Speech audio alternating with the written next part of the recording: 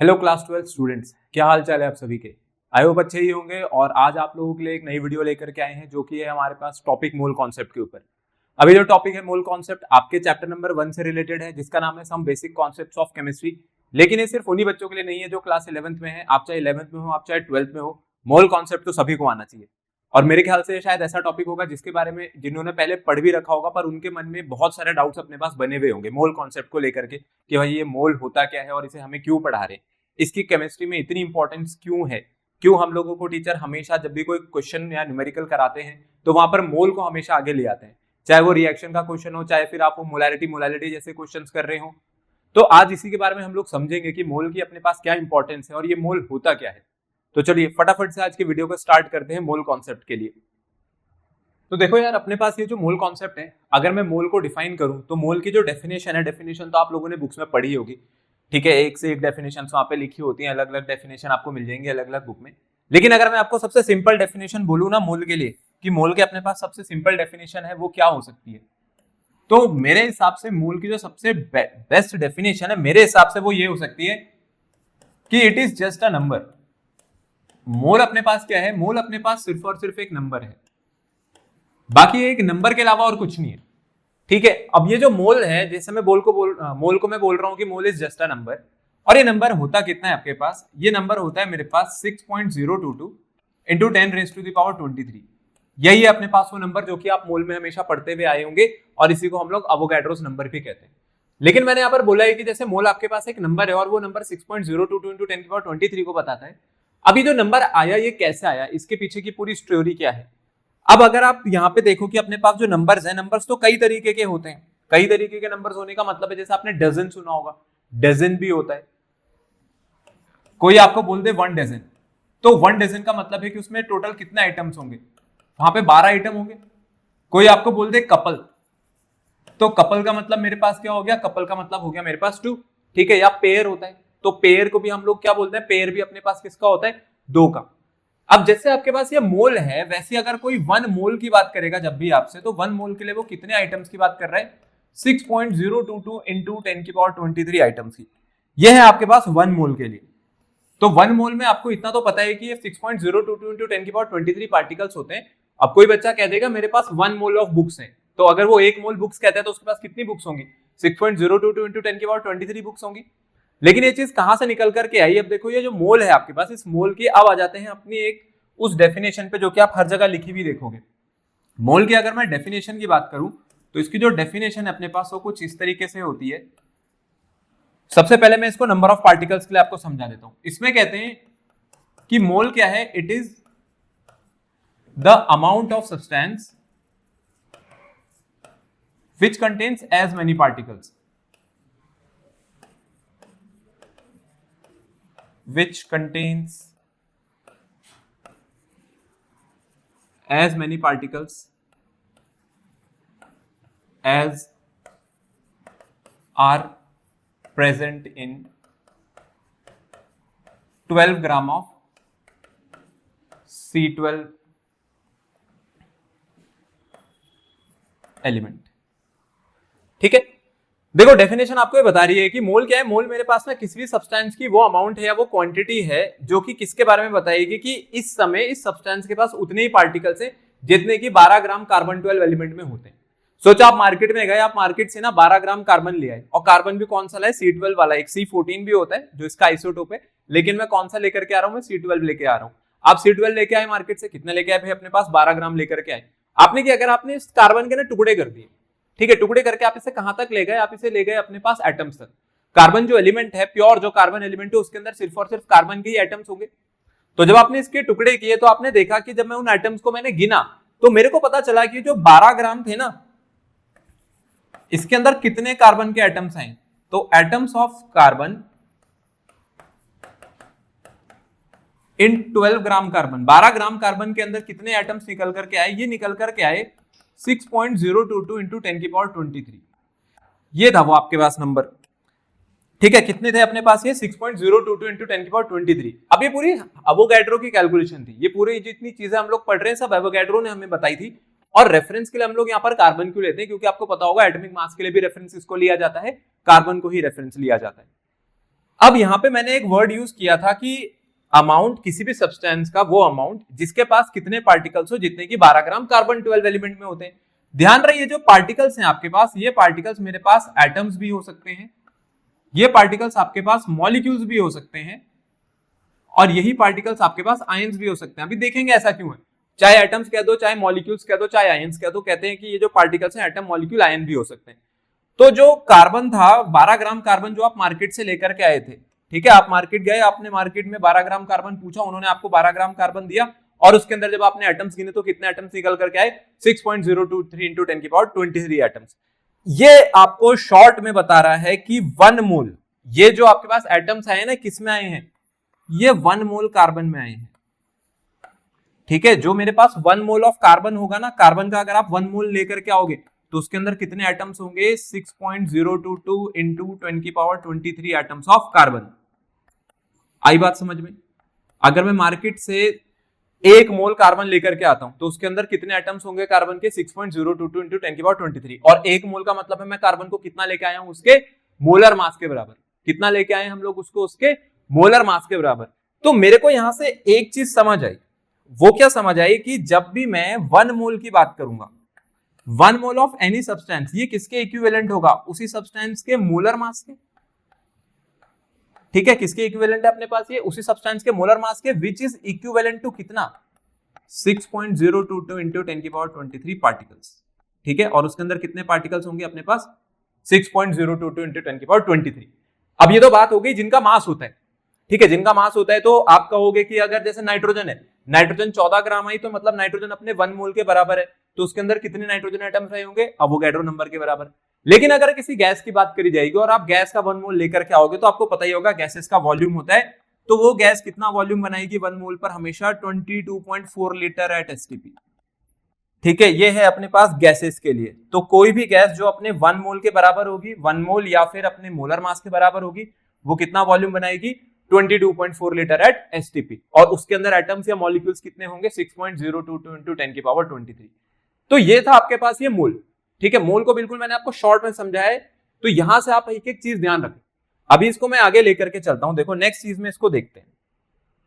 अब कोई आपको कह दे कि मेरे पास ना 1 मोल ऑफ नाइट्रोजन, अगर 1 मोल ऑफ नाइट्रोजन की बात करी जाएगी, तो 1 मोल ऑफ नाइट्रोजन में कितने नाइट्रोजन के एटम्स होंगे, क्या यहां पर 6.022 इंटू 10 की पावर 23 एटम्स होंगे,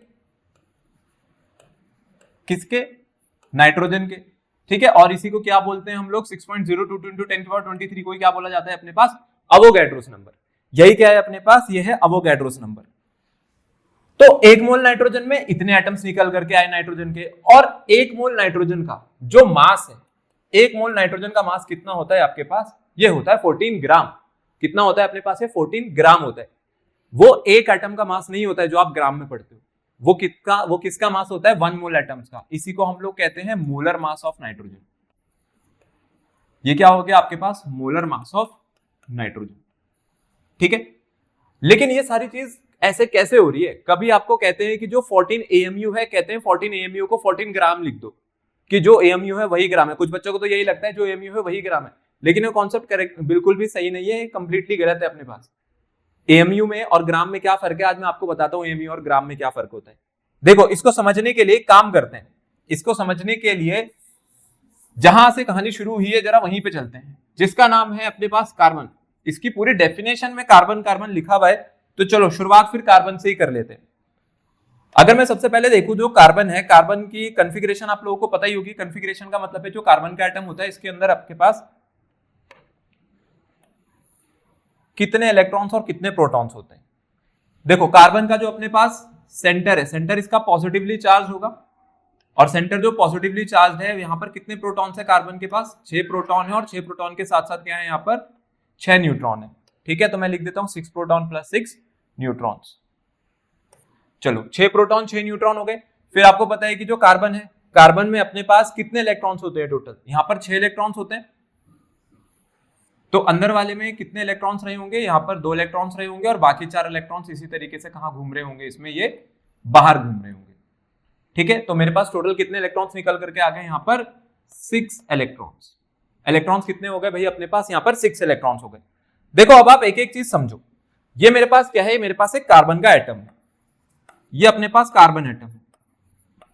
चलो ऐसा सोचो कि मेरे को एक कार्बन एटम का मास निकालना है, एक कार्बन एटम का मास निकालने का क्या तरीका है कि अगर मैं एटम को देख सकता, अगर मेरे को एटम अवेलेबल होता मार्केट में, एटम इतने छोटे होते हैं कि एटम को आप, एक तो पहली बात है एटम आपको आइसोलेटेड मिलेगा नहीं, ठीक है, आइसोलेटेड मतलब बिल्कुल अपनी प्योर फॉर्म में अलग से, ये हमेशा कंबाइंड स्टेट में होते हैं। दूसरी बात है इतने छोटे होते हैं कि इनका मास, जैसे मैं बोल रहा हूँ कि आपको मिल जाए, आप तोल लो तराजू पे, ऐसा भी आप नहीं कर सकते हो। तो अब एटम्स को जो इसका मास निकालना है वो कैसे निकाला जा सकता है? एक काम कर लेता हूं ना, एटम के अंदर प्रोटॉन, न्यूट्रॉन और इलेक्ट्रॉन ही तो है, इसके अलावा तो कुछ है नहीं, तो इन्हीं का मास नाप देता हूं। इन सबका अगर मैं मास नाप करके जोड़ दूं तो मेरे को पता चल जाएगा कि कार्बन एटम का मास कितना है। तो यही कर लेते हैं। तो अगर मेरे को मास बताना है एक कार्बन एटम का, तो एक कार्बन एटम का मास कैसे निकाला जाएगा? देखो कैसे निकालेंगे कार्बन एटम का मास। इसके अंदर कितने प्रोटॉन है मेरे पास? 6। तो क्या मैं ऐसे लिख सकता हूं 6 इंटू मास ऑफ प्रोटॉन, ठीक है, प्लस इसके अंदर कितने न्यूट्रॉन है? 6, तो 6 इंटू मास ऑफ न्यूट्रॉन, और प्लस इसके अंदर कितने इलेक्ट्रॉन्स हैं? वो भी 6 है। तो मैं यहां पे लिख देता हूं 6 इंटू मास ऑफ इलेक्ट्रॉन। अब इन सबके मासेस की वैल्यू पुट करते हैं और इसको जोड़ करके यहां पे निकाल लेते हैं। और अब आ जाते हैं एक और इंटरेस्टिंग पार्ट पर। क्या आप लोगों को पता है कि जो प्रोटॉन का मास है और जो न्यूट्रॉन का मास है वो बराबर होता है? कुछ बच्चों को पता होगा, कुछ को नहीं भी पता होगा। तो जिनको नहीं पता है वो आज ये बात ध्यान रखें कि जो मेरे पास प्रोटॉन का मास है वही किसका मास है? अपने पास न्यूट्रॉन का। इन दोनों का मास अपने पास सेम होता है। तो एक काम करता हूं, जिसको मैंने मास ऑफ न्यूट्रॉन लिखा है इसको मैं वापस से क्या लिख देता हूं? मास ऑफ प्रोटॉन। तो 6 into mass of proton plus अगला वाला भी क्या हो जाएगा? 6 इंटू मास ऑफ प्रोटॉन, और प्लस वही इसके सामने आ गया आपके पास ये 6 इंटू मास ऑफ इलेक्ट्रॉन, ठीक है। अब प्रोटॉन के साथ साथ अगर मैं इलेक्ट्रॉन को समझूं, जो इलेक्ट्रॉन का मास है प्रोटॉन के कंपैरिजन में बहुत ही कम होता है, और पता है कितना कम होता है? ये लगभग 2000 गुना का फर्क है। तो प्रोटॉन इलेक्ट्रॉन के कंपैरिजन में 2000 टाइम्स भारी है। अगर मैं एग्जैक्टली बोलूं तो एग्जैक्ट नंबर ऑफ टाइम्स होता है 1832 टाइम्स ये हैवियर है। तो प्रोटॉन के मास के सामने तो फिर मैं इलेक्ट्रॉन के मास को क्या कर दूंगा? मैं तो इसको नेग्लेक्ट ही कर दूंगा, यहां पर नेग्लिजिबल मान लूंगा, जीरो मान लूंगा। मतलब कैलकुलेट करूं या ना करूं कोई फायदा नहीं है, बात एक ही है, ठीक है। चलो अब मैं इनके मासेस के अलग से वैल्यूज भी लिख देता हूं यहाँ पर, कितना कितना ही होता है। सबसे पहले आ जाते हैं मास ऑफ प्रोटॉन पर। मास ऑफ प्रोटॉन की जो वैल्यू अपने पास ये होती है 1.67 इंटू 10 की पावर माइनस 24 ग्राम, ठीक है। मैं ग्राम में लिख रहा हूं, अगर आपको किलोग्राम में लाना है तो आप क्या करना, 10 की पावर माइनस 3 से मल्टीप्लाई कर देना, 10 की पावर माइनस 27 आ जाएगा। फिर इसी के साथ दूसरी अगर मैं बात करूं तो दूसरा क्या होता है अपने पास? Mass of electron. Mass of electron का ध्यान रखना, मास ऑफ इलेक्ट्रॉन होता है 9.1 इंटू 10 की पावर माइनस 28 ग्राम। इसको भी मैंने यहाँ पर ग्राम में ही लिखा हुआ है। तो देखो अब जो इलेक्ट्रॉन का मास है और जो प्रोटॉन का मास है वो आपके सामने लिखा हुआ है, और जैसे मैंने बोला प्रोटॉन इलेक्ट्रॉन के कंपैरिजन में लगभग 2000 टाइम्स हेवियर है, इसलिए मैं यहाँ पर मास ऑफ इलेक्ट्रॉन को जोड़ूंगा ही नहीं। तो भाई जितना भी मास बनेगा एटम का वो सिर्फ किसकी वजह से बनेगा? आपके उसके न्यूक्लियस के कारण, ठीक है। न्यूक्लियस में कौन कौन बैठे हुए हैं आपके पास? न्यूक्लियस में बैठे हुए हैं प्रोटॉन एंड न्यूट्रॉन। तो अब जो मास है कार्बन एटम का, अगर मैं ये कैलकुलेट करूं तो मास ऑफ कार्बन एटम में अब सिर्फ क्या बच गया आपके पास? 6 into mass of proton plus 6 into mass of proton. कितना आ गया ये? 12 इंटू मास ऑफ प्रोटॉन। तो ये वैल्यू बन गई 12 इंटू मास ऑफ प्रोटॉन कितना है? 1.67 इंटू 10 की पावर माइनस 24 ग्राम, यही है। अब आप मेरे को एक चीज बताना, यहां पर अपने पास ये जो लिखा हुआ है ये 12 क्या है? क्या ये 12 इस कार्बन का मास नंबर है? बिल्कुल है। कैसे निकलता भाई अपने पास मास नंबर? मास नंबर निकलता है जब आप प्रोटॉन के साथ किसका नंबर जोड़ दोगे? अपने पास न्यूट्रॉन का। इसी को हम लोग मास नंबर कहते हैं। तो ये आ रहा है 12, जो इसका मास नंबर है, mass number multiplied by the mass of proton. सोचो मैंने ये पूरी कैलकुलेशन कार्बन के लिए ना करके अगर नाइट्रोजन के लिए करी होती, अगर ये नाइट्रोजन होता तो आप मेरे को बता सकते हो क्या फर्क होता? अगर ये नाइट्रोजन होता तो नाइट्रोजन के पास कितने प्रोटॉन्स होते हैं? 7 प्रोटॉन्स होते हैं, 7 न्यूट्रॉन्स होते हैं, और इलेक्ट्रॉन्स भी कितने होते हैं? 7। इसका मास आप कैसे बनाते? 7 into mass of proton plus 7 into mass of neutron, और वैसे ही plus 7 into mass of electron. इसको तो हम हमेशा इग्नोर करेंगे, इसका तो कोई फायदा ही नहीं है। फिर ये दोनों बराबर होते हैं तो आप लिख देते 7 और 7 14, 14 इंटू मास ऑफ प्रोटॉन। और ये 14 क्या होता है? ये 14 आपके पास मास नंबर है। किसका मास नंबर है? अपने पास नाइट्रोजन का। तो जब भी आप कोई भी एलिमेंट की कैलकुलेशन करोगे ना, तो उस कैलकुलेशन के एंड में यहाँ पे जो नंबर आएगा जो कि मास ऑफ प्रोटॉन से मल्टीप्लाई होगा, वो हमेशा किसके इक्वल होगा? वो हमेशा इक्वल होगा mass number of that element के। जैसे यहाँ पे कार्बन का था तो क्या आ गया आपके पास? 12 आ गया। नाइट्रोजन के केस में 14 आएगा, इलेक्ट्रॉन और ऑक्सीजन के केस में 16 आएगा, ठीक है। इसी तरीके से आप करते जाओ। तो अब साइंटिस्ट ने बोला यार जब बार बार यही क्वांटिटी बननी है कि मास नंबर किसी एक नंबर से मल्टीप्लाई होना है एंड में एटॉमिक मास बनाने के लिए, मास नंबर किससे मल्टीप्लाई होना है एक नंबर से, और ये नंबर खुद किसके इक्वल है, मास ऑफ प्रोटॉन के, ये तो हमेशा होना है। तो उन्होंने कहा इसको नाम दे देते हैं, इसको क्या नाम दे देते हैं, इसको नाम दे देते हैं AMU which is known as atomic mass unit. अब आई बात समझ में, एटॉमिक मास यूनिट क्या है, तो ये एटॉमिक मास यूनिट इसलिए बोला जा रहा है इसको क्योंकि जो मास ऑफ प्रोटॉन है उसी से तो आपका एटॉमिक मास बन रहा है हमेशा, मास नंबर के मल्टीपल में, मास नंबर से मल्टीप्लाई होकर के, तो इसी को कहते हैं 1 AMU। तो इसका मतलब है कि 1 AMU अपने पास किसके इक्वल होता है, अब मैं लिख सकता हूं 1 AMU इज इक्वल्स टू कितना, 1.67 इंटू 10 की पावर -24 ग्राम। यह है आपके पास 1 AMU। और कार्बन का जो मास है, जो कार्बन एटम का, वो कितना निकल करके आ गया अपने पास, 12 AMU निकल करके आ गया। तो ध्यान रहे ये मास तो है, पर ये मास किसका है अभी, ये तो मास आया है एक कार्बन एटम का। किसका आया अपने पास ये मास, ये आया आपके पास एक कार्बन एटम का। तो ये है मोल कॉन्सेप्ट। देखो अब ये आपके पास मोल कॉन्सेप्ट कैसे AMU को ग्राम में ले जाएगा, ध्यान देना इस बात पे कि अब ये AMU से ग्राम कैसे पहुंचता है।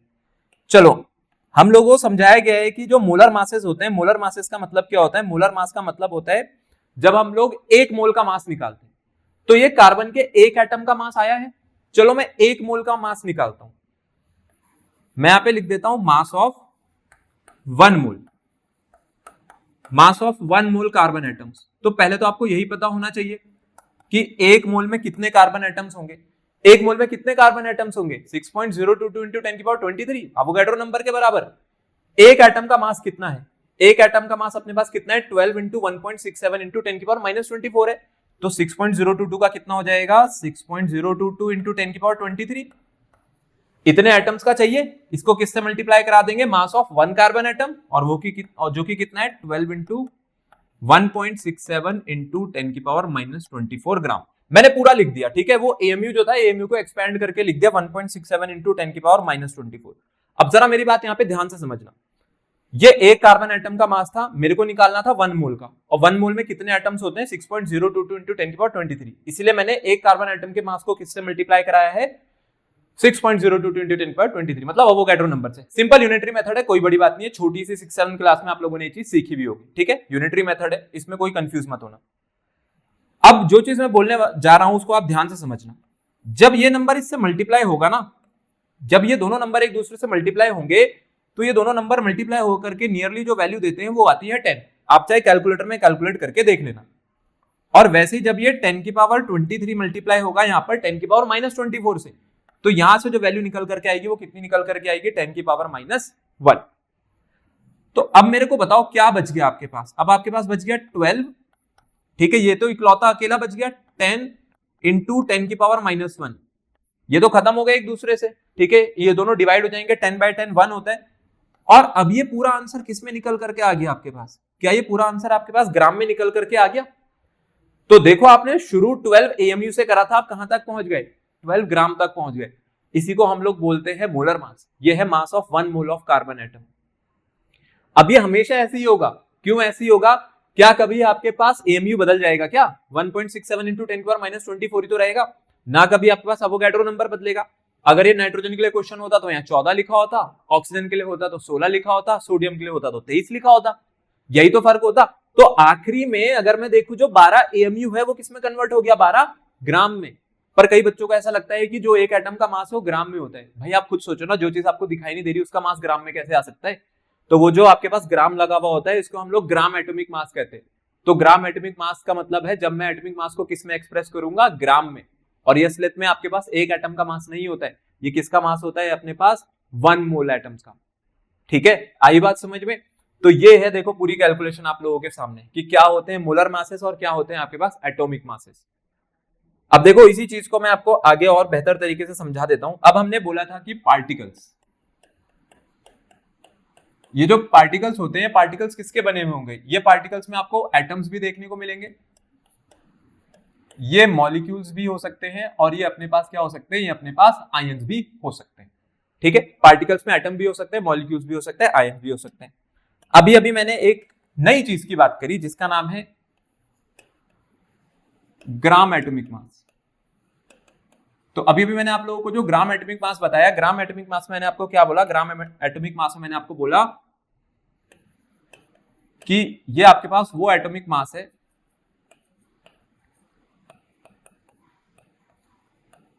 जिसको मैं किस में एक्सप्रेस करूंगा, ग्राम में। ठीक है, तो एटॉमिक मास, वो एटॉमिक मास जिसको मैं किस में एक्सप्रेस कर सकता हूं, अपने पास ग्राम में एक्सप्रेस कर सकता हूं। तो असलियत में किसका होता है, ये असलियत में आपके पास मोलर मास होता है, क्योंकि मोलर मास ही तो किसी सब्सटेंस का किस में एक्सप्रेस हो सकता है, अपने पास ग्राम में एक्सप्रेस हो सकता है। अगर आपको पर्टिकुलरली वो बनाना है, वैसे तो आप किसी को भी बनाओ, आपकी मर्जी है। अब कोई एएमयू में दे रखा है, उसे आपको ग्राम में लिखना है, ठीक है, आपको कोई लिख के दे दे 16 एएमयू है, 16 एएमयू को ग्राम में कैसे लेकर के आओगे, 16 इंटू 1.67 इंटू 10 की पावर -24 मल्टीप्लाई करके ग्राम में। मैं वो वाली बात नहीं कर रहा हूं, मैं कह रहा हूं ग्राम एटॉमिक मासेस निकलते कैसे हैं। Gram atomic masses, gram atomic masses का मतलब होता है जब भी आप किसी सब्सटेंस का मोलर मास निकाल रहे होते हो, तो ये एटॉमिक मासेस नहीं होते हैं, ये असलियत में क्या होते हैं अपने पास, ये मोलर मासेस होते हैं। मींस ये 1 मोल क्वांटिटी के लिए होते हैं, 1 मोल के लिए जब हम लोग लिखते हैं तभी हम लोग इसको क्या लिखते हैं, अपने पास मोलर मास लिखते हैं। देखो अब जो ग्राम एटॉमिक मास आया है, वैसे ही आपके पास ग्राम मॉलिक्यूलर मासेस भी होते हैं। ग्राम मॉलिक्यूलर मासेस का मतलब है, अब ये होगा मॉलिक्यूल्स का मास।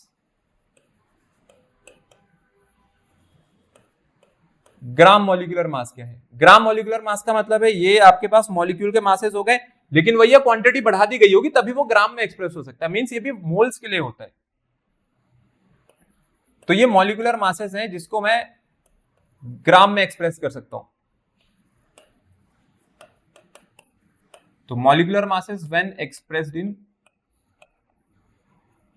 ग्राम्स, ठीक है। और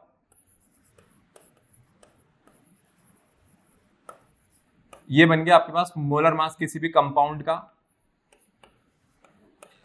या फिर मॉलिक्यूल का, ठीक है। कोई भी कंपाउंड है, जैसे आपके पास वाटर है, वाटर आपके पास, वाटर को अगर हम लोग देखेंगे तो वाटर के लिए कितना लिखते हैं हम लोग, वाटर के लिए क्या हम लोग वहां पर 18 लिखते हैं, तो वो 18 तो होता है, लेकिन वो 18 ग्राम पर मोल होता है, ठीक है। कि जब इसका 1 मोल लेकर के चलेंगे तो 18 ग्राम का इसका मॉलिक्यूलर मास निकल करके आएगा, या मोलर मास जिसको हम लोग कहते हैं। अब मैं आपको यहीं से वो चीज समझा देता हूं। सोचो आपको जो कैलकुलेशन करनी है, आपको कैलकुलेशन करनी है यहाँ पर वाटर के लिए। आपके पास जो कंपाउंड है ये वाटर है, ठीक है। हाइड्रोजन का मास कितना होता है, हाइड्रोजन का मास आप लिखोगे ये 1 EMU है। ऑक्सीजन का मास कितना है, ये 16 EMU होता है। तो देखो मॉलिक्यूलर मास, मॉलिक्यूलर मास का मतलब है मास ऑफ 1 मॉलिक्यूल। ये मॉलिक्यूलर मास कितना निकल करके आ जाएगा, मैं इसमें देखूंगा तो 2 एटम्स हाइड्रोजन के हैं, तो 2 इंटू मास ऑफ हाइड्रोजन, और प्लस हम लोगों को क्या करना पड़ेगा इसमें, मास ऑफ ऑक्सीजन। यही चीज करेंगे यहां पर। हाइड्रोजन का मास 1 EMU है, तो 2 + 16 आंसर कितना आ गया, 18 EMU, ठीक है। लेकिन ये है एक मॉलिक्यूल का मास, किसका, वाटर का,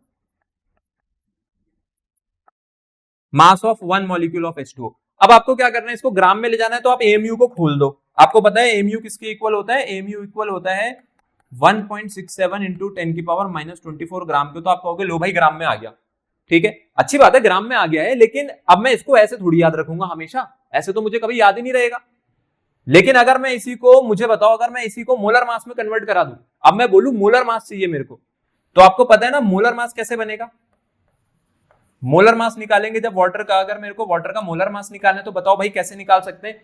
ये आपके पास एक मॉलिक्यूल का मास है, और एक मॉलिक्यूल में कितने, वो एक मोल में कितने मॉलिक्यूल्स होंगे, 1 मोल में, 1 मोल में कितने मॉलिक्यूल्स निकल करके आएंगे, 1 मोल में जो पार्टिकल्स होते हैं वो कितने होते हैं, 6.022 इंटू 10 की पावर 23 पार्टिकल्स।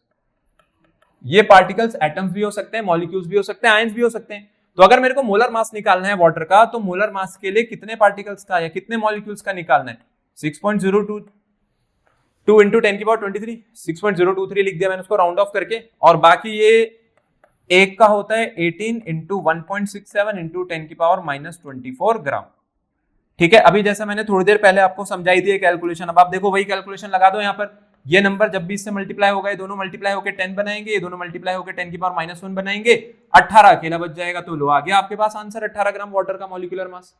लेकिन ये जो मॉलिक्यूलर मास है ये कितने मॉलिक्यूल्स का है, ये मॉलिक्यूल्स है यहाँ पर अपने पास अवोगैड्रो नंबर के बराबर, 6.022 इंटू 10 की पावर 23। तो मॉलिक्यूलर मास अलग है, मोलर मास अलग है। मोलर मास का मतलब है 1 मोल का मास, और वही ग्राम में एक्सप्रेस होता है सही से।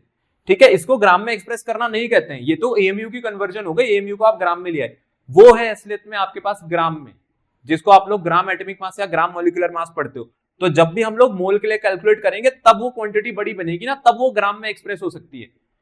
ठीक है, इतने जो एटम या मॉलिक्यूल भी होगा, मॉलिक्यूल भी नहीं दिखेगा आपको, तो वो सब एएमयू में चलते हैं, लेकिन ग्राम में कब चलते हैं, जब वो मोल के लिए आ जाता है आपके पास।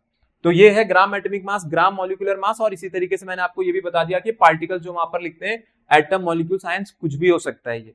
तो इस तरीके से आप किसी में भी अपना कॉन्सेप्ट लगा सकते हो, और इसी को हम लोग कहते हैं मोल कॉन्सेप्ट। यही आपके पास मोल कॉन्सेप्ट है। अब 1 मोल, जैसे आपको बताया गया है कि 1 mole of any substance, 1 mole of any substance का मतलब है अपने पास एटॉमिक मास बनाएगा या फिर मॉलिक्यूलर मास बनाएगा। और गैसेस के लिए क्या निकल करके आता था, गैसेस के लिए निकल करके आता था अपने पास ये वॉल्यूम। तो देखो यहां से क्या होता है, यहां से ना नंबर ऑफ मोल्स निकालने के आपको 3 फॉर्मूले पढ़ाए गए होंगे। तो फॉर्मूले वाली बातचीत जरा बाद में रखते हैं, पहले मैं आपको एक ऑब्वियस सी बात है, मैं आपको एक ऐसी नॉर्मल सा क्वेश्चन बता देता हूं। चलो एक क्वेश्चन देखते हैं कि कैलकुलेट नंबर ऑफ मोल्स इन, सबसे पहले देखते हैं यहां पे 24 ग्राम ऑफ कार्बन। ठीक है, सेकंड में इसमें ले लेता हूं यहां पर 12.044 इंटू 10 की पावर 23 एटम्स ऑफ कार्बन। और एक चीज हम लोग यहां पर ले लेते हैं, अगली चीज हो गई यहां पे 44.8 लीटर ऑफ N2 गैस। ठीक है, नाइट्रोजन गैस जो होगी, नाइट्रोजन गैस N नहीं होगी, नाइट्रोजन गैस अपने पास क्या होगी, N2 होगी। अगर इसको मेरे को सॉल्व करना है, मेरे को निकालने नंबर ऑफ मोल्स कितने हैं, 24 ग्राम कार्बन में 12.044 एटम्स ऑफ कार्बन में और 44.8 लीटर ऑफ नाइट्रोजन गैस में। देखो पहले वाले को देखेंगे तो पहले वाले के हिसाब से सिंपल सी बात है, 12 ग्राम कार्बन में, 12 ग्राम कार्बन में कितने मोल होते हैं, 12 ग्राम कार्बन का मतलब होता है 1 मोल ऑफ कार्बन। तो देयरफॉर 1 ग्राम कार्बन कितने मोल बनाएगा, 1 ग्राम कार्बन बनाएगा 1/12 मोल। और मेरे को कितने के लिए निकालना है, मेरे को निकालना है 24 ग्राम कार्बन के लिए। तो 24 ग्राम में कितने आ गए, 1/12 मल्टीप्लाई बाय 24 मोल्स, कितना आ गया देखो आपके पास आंसर, 2 मोल्स ऑफ कार्बन आ गए, बिल्कुल आ गए, 2 मोल्स ऑफ कार्बन आपके पास आंसर हो गया। कैसे निकल करके आया, मैंने तो यूनिटरी मेथड करा, मैंने तो कोई बड़ी चीज करी नहीं यहाँ पर।